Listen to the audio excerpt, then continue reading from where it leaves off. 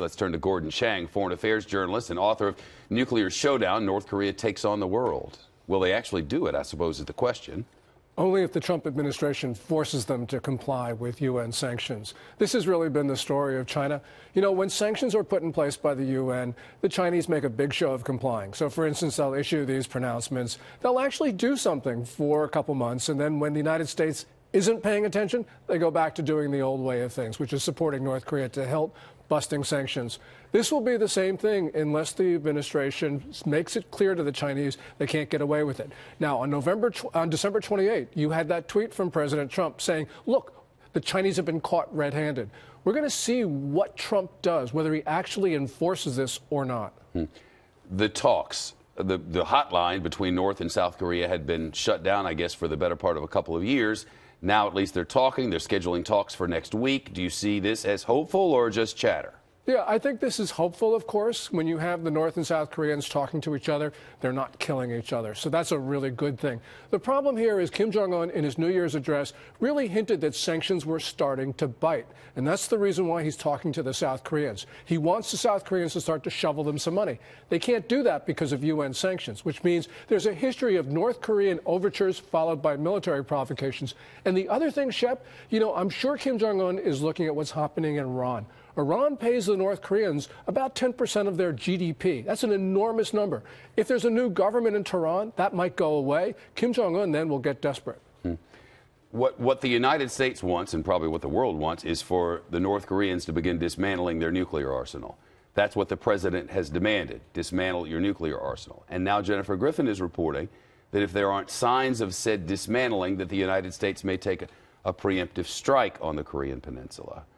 What sort of effect would that knowledge have on the North Korean dictator?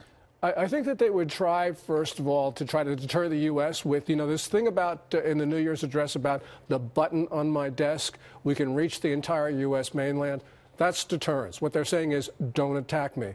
The other thing that's going to happen, though, is that China is not going to let that occur. In August, Beijing signaled that if the U.S. attacked first, China was going to come in on North Korea's side. That could take many forms. So, for instance, if we strike North Korea first, you could see China cause trouble in the South China Sea. You could see the Russians go after the Baltics. The Iranians will do something. So we could see Asia really be embroiled. That sounds like a world war, the way you just described it. It's close. It's Asia being embroiled on both sides. And so this thing could spread very fast. And that's the real danger here. When you have Senator Lindsey Graham saying, oh, you know, if there are deaths, they're only going to be over there.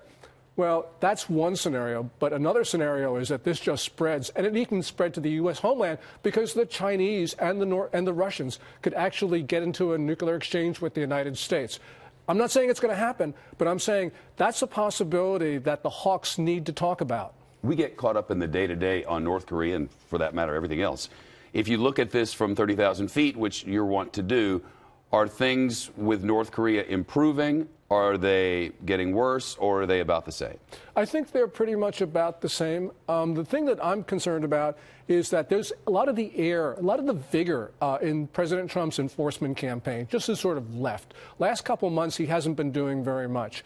This is important because Trump says he will never let the North Koreans get the capability to strike the American homeland. Well, you know, that's 9 months away, a year away, or whatever. So if you're not doing very much on sanctions and you're just letting time pass, it means the chance of war would go up if you believe what Trump is going to say.